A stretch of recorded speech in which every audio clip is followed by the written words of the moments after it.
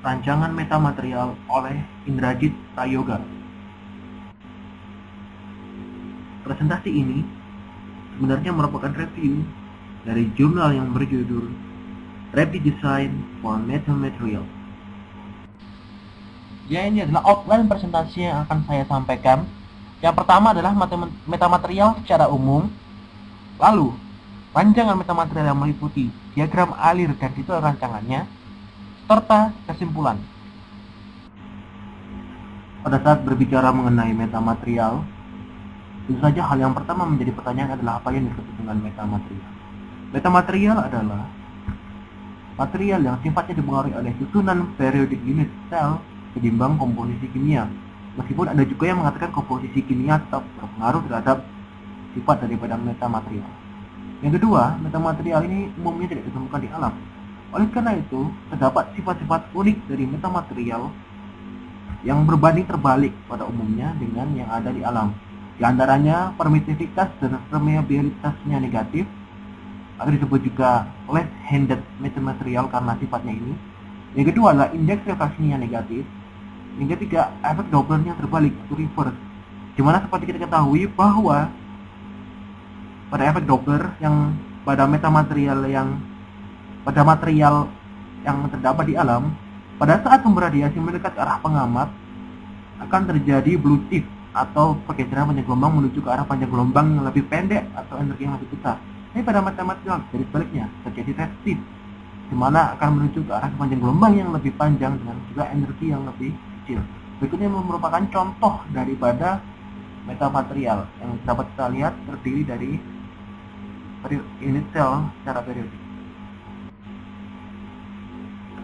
Untuk lebih jelas membahas mengenai metamaterial, mari kita perhatikan gambar berikut. Metamaterial terdapat pada kuadran ketiga, di mana mu dan epsilonnya bernilai negatif atau lebih kecil daripada 0. Sifat yang unik dari kuadran ini adalah arah vektor gelombangnya atau K berlawanan arah dengan arah datangnya gelombang yang dilambangkan dengan pointing vector X. Di mana pada material yang terdapat di alam, arah vektor gelombang K searah dengan arah pointing vector S. Ya. Sementara untuk plasma elektrik dan plasma magnetik yang terdapat pada kuadran 2 dan kuadran 4, indeks refraksi yang diperoleh adalah negatif karena hanya salah satu, yaitu mu dan mu atau epsilonnya yang bernilai negatif, sehingga didapatkan akan yang imajiner, sehingga didapatkan bilangan imajiner. Dengan demikian tidak terdapat gelombang berjalan pada plasma elektrik dan juga plasma magnetik. Yang terdapat hanyalah gelombang lenyap atau evanescence wave yang nilainya semakin kecil saat jarak bertambah. Contoh dari aplikasi metamaterial adalah lensa super. Lensa biasa pada dasarnya tidak bisa fokus pada area yang memiliki dimensi lebih kecil daripada panjang gelombang yang mengenainya. Hal ini biasa disebut dengan limit G-cut. Berikut ini merupakan tinjauan astronomisinya. Pertama, kita akan mempelajari medan listrik yang terbentuk ketika gelombang dengan frekuensi omega diletakkan di depan lensa pada sumbu Z. Berikut ini merupakan ekspansi Fourier dua dimensinya. Kita lihat di mana J di sini maksudnya adalah bilangan imajiner. Nah, J tidak menggunakan I dan menggunakan J.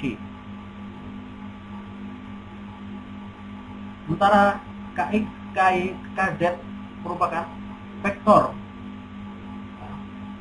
merupakan komponen vektor dari bilangan vektor gelombang K. Lalu dengan memasukkan persamaan gelombang diperoleh dua solusi, yaitu 2A dan 2B. Di mana untuk 2A merupakan solusi yang berlaku apabila bilangan gelombang spasial atau KP dengan gelombang dari benda itu lebih kecil daripada bilangan gelombang medium atau KI. Nah, karena ketika dimasukkan pada persamaan 2A, yaitu akar KI kuadrat tambah KI kuadrat itu akan diperoleh hasil yang imajiner. Tapi ketika dimasukkan pada gelombang pada persamaan pertama, maka hasilnya adalah real. Sementara untuk 2B, untuk KP lebih besar daripada KI, hasil yang diperoleh pada akhirnya setelah dimasukkan ke persamaan pertama adalah imajiner, sehingga dapat disimpulkan bahwa persamaan 2A digunakan untuk gelombang berjalan biasa, sementara 2B untuk gelombang lenyap atau evanescence wave. Ya, mengapa kita perlu repot-repot menghitung persamaan gelombang tadi? Jawabannya adalah informasi yang mengenai gambar yang sampai kepada pengamat dianggap merupakan komponen vektor Z yang melalui simbol Z maksudnya, di mana terdapat dua jenis gelombang yang mempengaruhinya, yaitu gelombang berjalan dan gelombang evanescence. Gelombang berjalan pada umumnya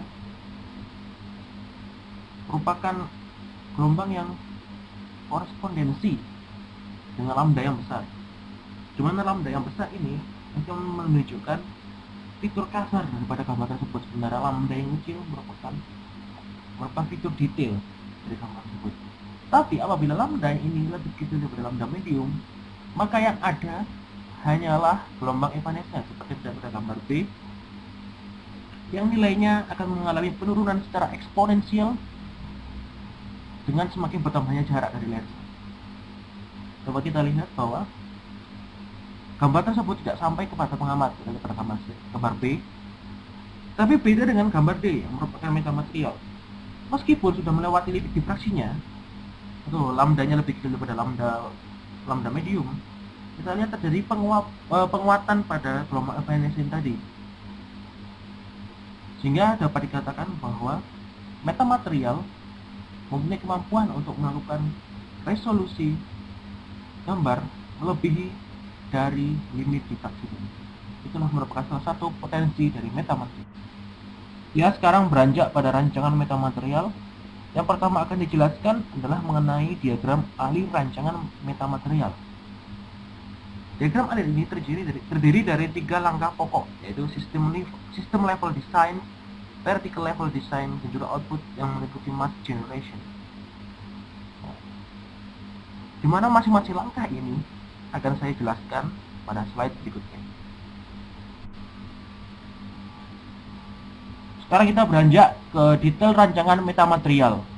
Langkah pertama adalah system level design, di mana hal yang paling penting di sini kita akan melakukan komputasi distribusi parameter spasial material yang didasarkan pada fungsi-fungsi yang kita inginkan, di mana parameter-parameter ini meliputi permitivitas, permeabilitas, indeks refraksi, dan parameter optik lain yang akan kita gunakan nanti untuk membuat metamaterial.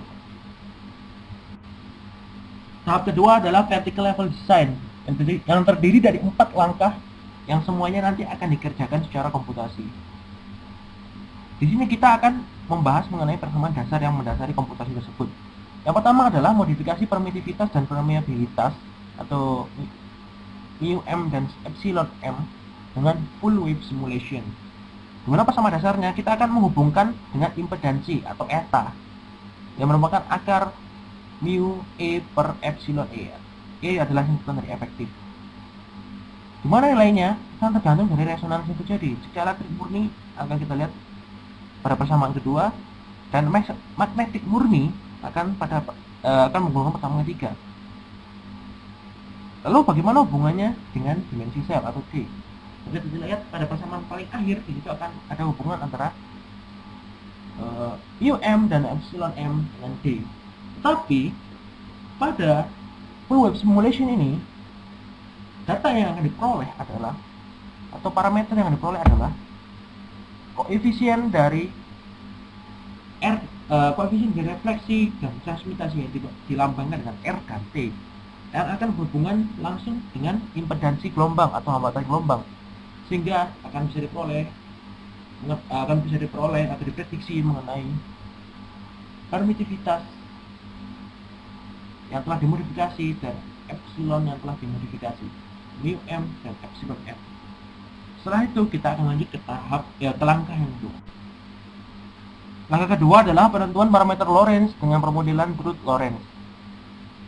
Pada penentuan ini diasumsikan bahwa telah terjadi resonansi elektrik dan magnetik pada metamaterial tersebut.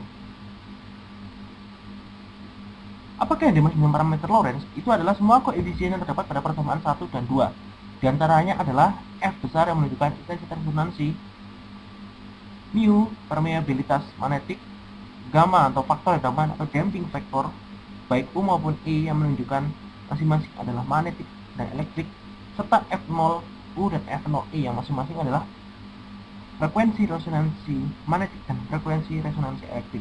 Semuanya seperti yang telah saya jelaskan akan dilakukan secara komputasi, tapi kita akan coba bahas mengenai alur-alur pikirannya, dan kita akan mencoba untuk menentukan salah satu parameter yang akan saya jelaskan pada slide berikutnya.